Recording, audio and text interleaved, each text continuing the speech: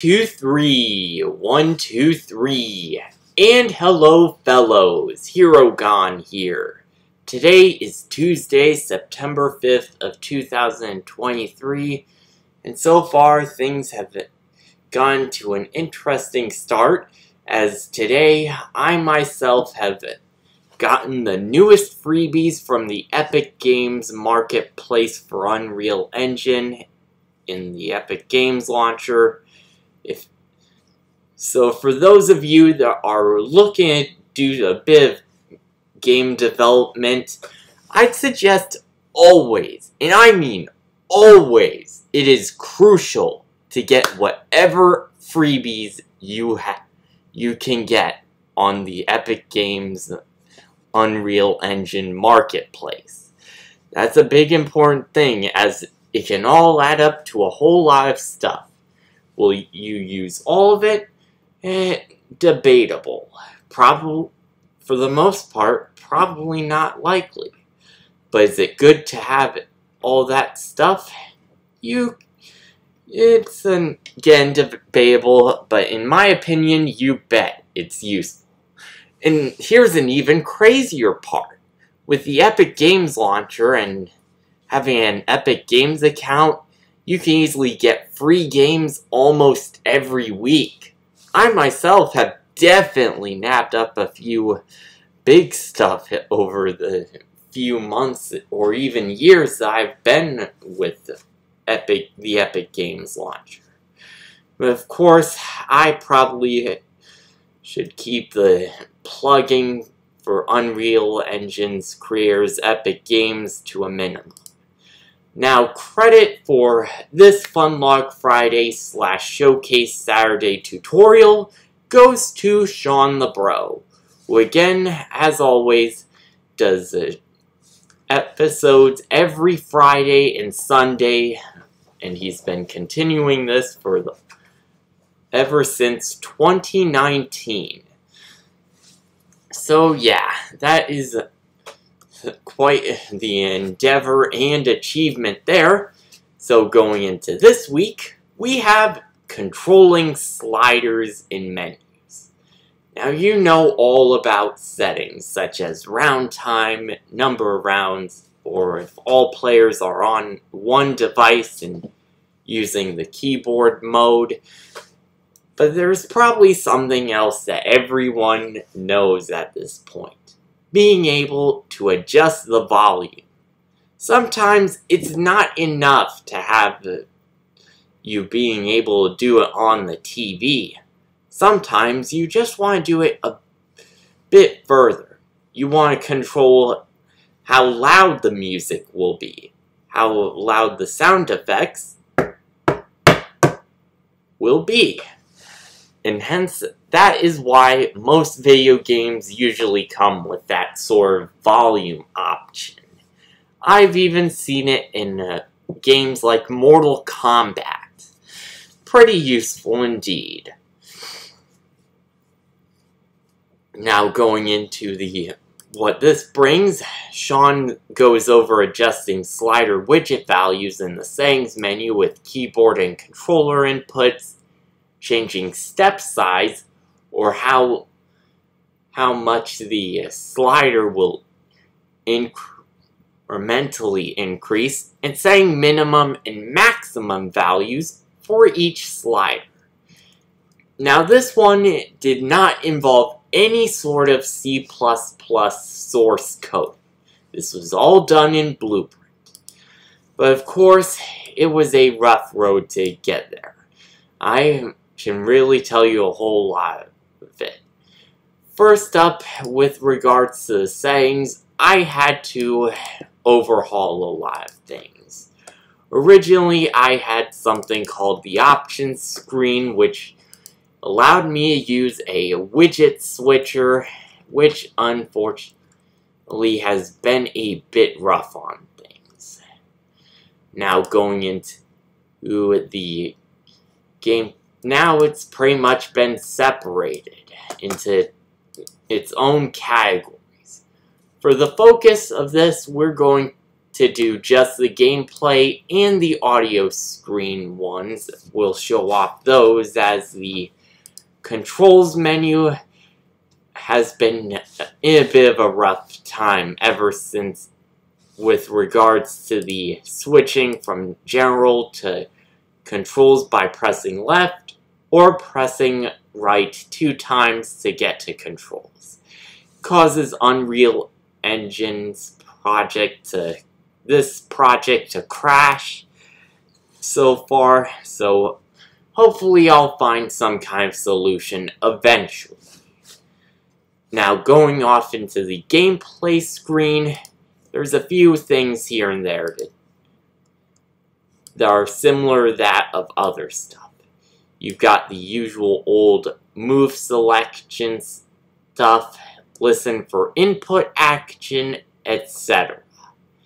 Now, with regards to this, what I'm wanting to focus is on the shoulder button menu and for left and right.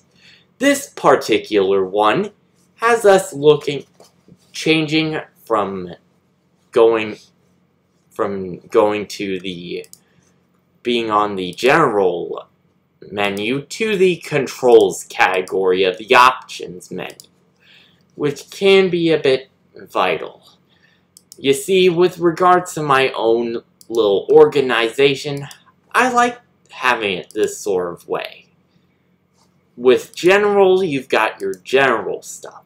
All players on one device, round time, rounds to win, and of course, the rest of the stuff is not entirely there yet, so it can take some time to go through. Now, going into the audio screen menu, it's pretty much the same bet with the shoulder button menus, although we use different widgets. Because if you know how navigation could go, you've got general first, audio second, and third, controls. And if you press left from general, you'll go to controls, then, and vice versa. If you're on controls, you go to, and you press right, you'll cycle to general. So yeah, that's a bit of it. Now, with regards to the move selection stuff, here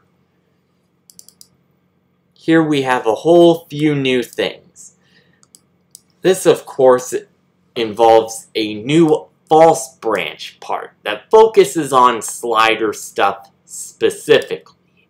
We determine the button that we should focus. If it's not valid, then we determine the slider to focus. And of course, with determined slider focus, it's just switch on int current row, referring to the current row that we're on, 1 or 2 here,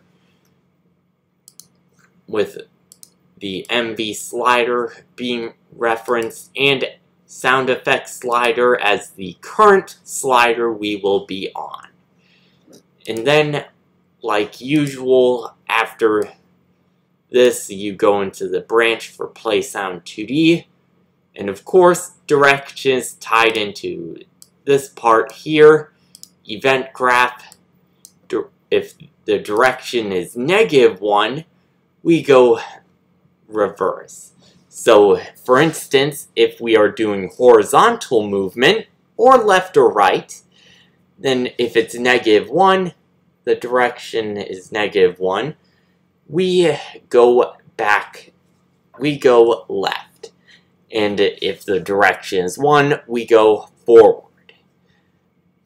And of course, with menu up and down, it's the same deal with direction, but we have is horizontal movement turned off. And that is a bit of the basics about the newest stuff added to the whole audio screen stuff. Now let's get into showing off what that's like in my own framework copy. As you can see, as I press Q and E, or one could say right and left triggers, you can see I'm all the way down here, and of course, as I go to the audio, you can see that I can change all the audio stuff here, move it back, move it forward, but so far, no sorts of sounds are being, how you put this, adjusted yet. That will likely come at a later point, so hopefully you're able to check that next week or so. And that is pretty much almost it. I almost forgot one thing. With regards to the sliders themselves, we have the value set to 5, but it can be set to whatever value one could want. I just set it to 0.5 for my own thinking. And the step size controls the amount that the value can be adjusted by when using a controller or a keyboard. So if I have it to 1, it will go full on, but if I've got to smaller size like 0.05, it will only go 0.05 of the way, or essentially a 20th of the way in fraction terms. And of course the same goes for this one, and ironically enough, you can have both of them go at different step sizes. But I'm just going to keep them at the same for the moment. Anyways, credit again goes to Shawnthebro for all of this. He's been a great help. I'm not sure if I can thank him enough for everything that I've gone through with regards to learning Unreal Engine. So that will be pretty much it for this week. Thanks again for sticking around. And I've been Herogon. You've been you. I look forward to seeing you guys tune in next time. Goodbye everyone, and have a hero-tastic time.